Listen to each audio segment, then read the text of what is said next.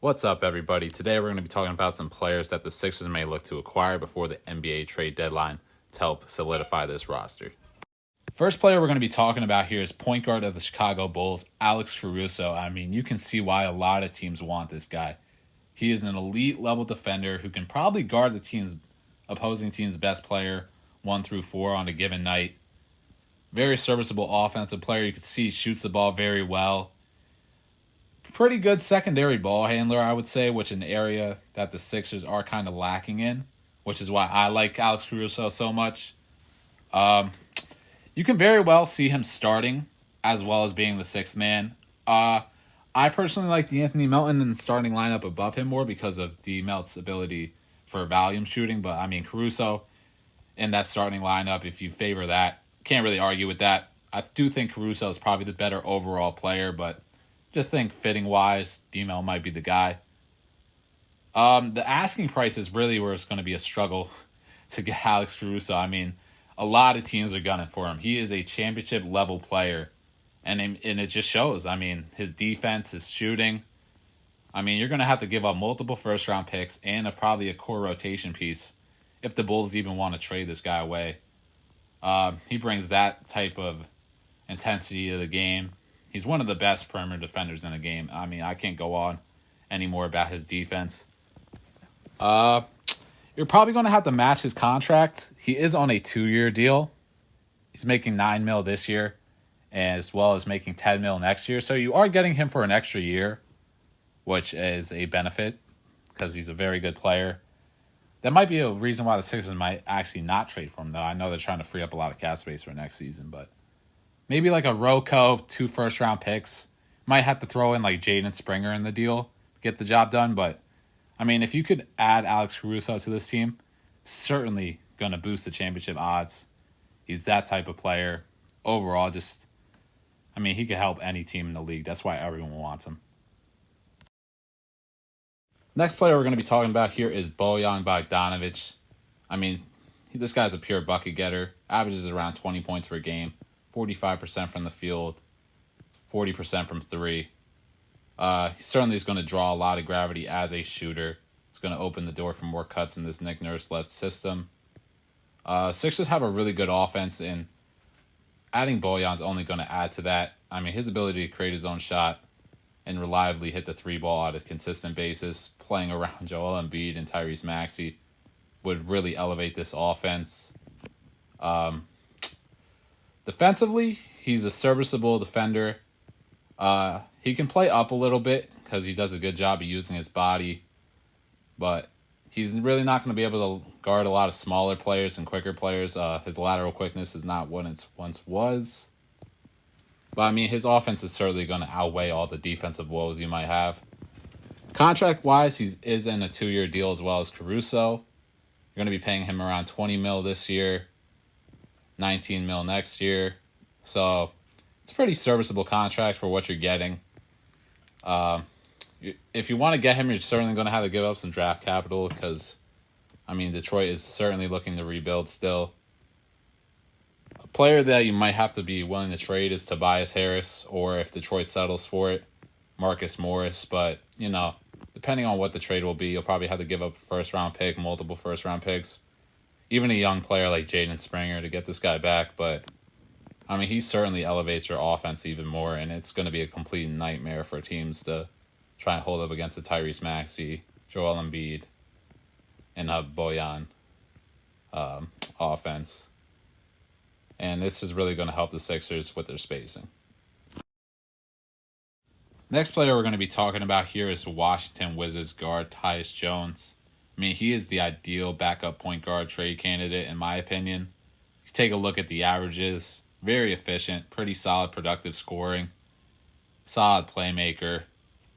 I mean, he's the ideal floor general for the second unit and can even get some spot starter minutes during games. Might not be the ideal candidate to close games because of his smaller size. But, I mean, his offense is certainly going to help, especially with this bench unit. Taking a little deeper dive into the numbers, for those who are a little worried without the ball in his hands, shooting 39% on catching 2 threes, so it's pretty good. Not the highest of attempts. He's shooting around 2 per game. But something that's really cool is he's shooting 50% on pull-ups this season. And that's pretty high. That's a pretty high percentage. It's in the higher percentile in the league. Just shows how capable he is as a ball handler, creating his own shot. I mean, and his pick and roll numbers, I mean, he's averaging 1.2 points per pick and roll possession, and that's in the 98th percentile. That's deadly. Especially coming off your bench, that's a offensive go-to play where, I mean, it's going to be very efficient. And if you add Joel Embiid with shooters around that, I mean, that's going to be an incredibly efficient play if he keeps up that level of play. He just shows that he's a productive player. You saw it in Memphis. You're seeing it this season in Washington. I mean, he can certainly help this team out offensively. Moving on, we're also going to be talking about another Washington Wizards guard here, as in DeLon Wright. You're just getting the backup point guard here. Not a lot of true deficiencies in his game, even though his shooting numbers are a bit down this season. He's a solid playmaker, pretty serviceable defender. Not going to get picked on in the playoff series at all. What you're looking from him is 8 to 10 minutes in a playoff game at max. Hopefully he could just help you stage off those maxulous minutes. He's just got to get guys in the sets, run some plays. Put the ball in his hands in the pick and roll scenario. Just an overall pretty serviceable backup point guard. You can certainly get him at a discount this season with his injury history. You might be looking towards a back-end rotation player and a second-round pick. My idea is probably like a Furkan Korkmaz, second-round pick for DeLon Wright. Salaries are pretty close with that being $5 million to $8 million. And you're only going to get DeLon Wright here as a rental for this season. Not going to cost you much. So if you're looking for a cheap option at backup point, this is certainly your guy. Next player we're going to be talking about here is Utah guard Jordan Clarkson.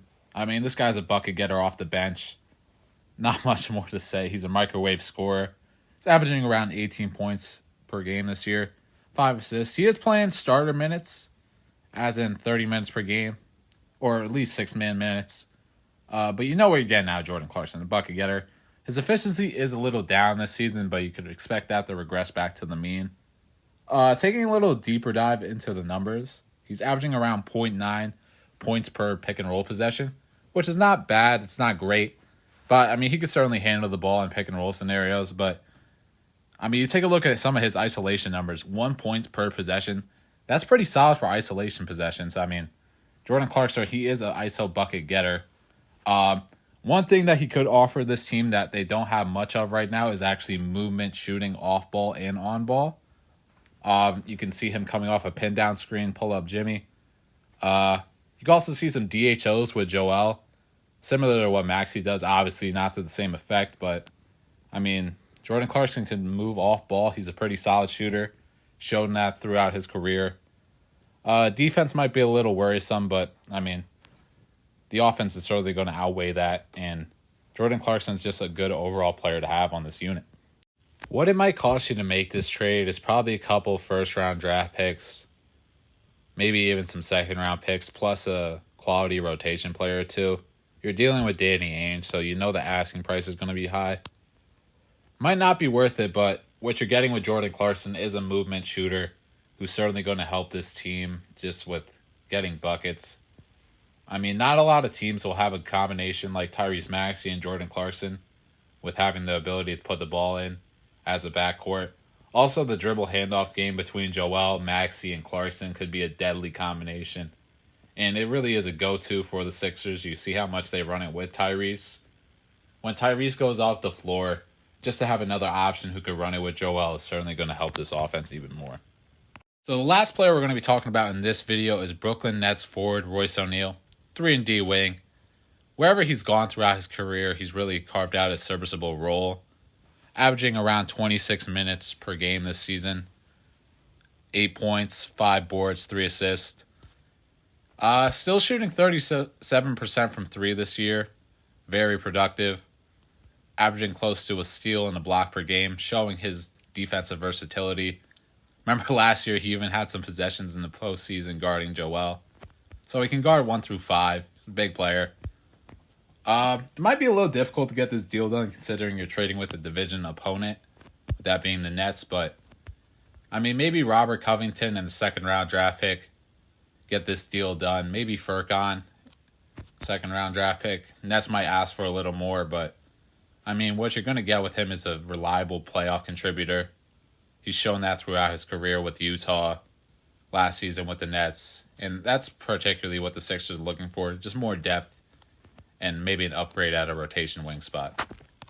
Thanks everyone for watching this video. Hope you all enjoyed it. Next video I'm thinking of is some potential buyout candidates the Sixers might look into. So maybe look for that around the next week or so. Shout out to Lance for editing this video. Good looks. That pretty much wraps it up. Toodaloo.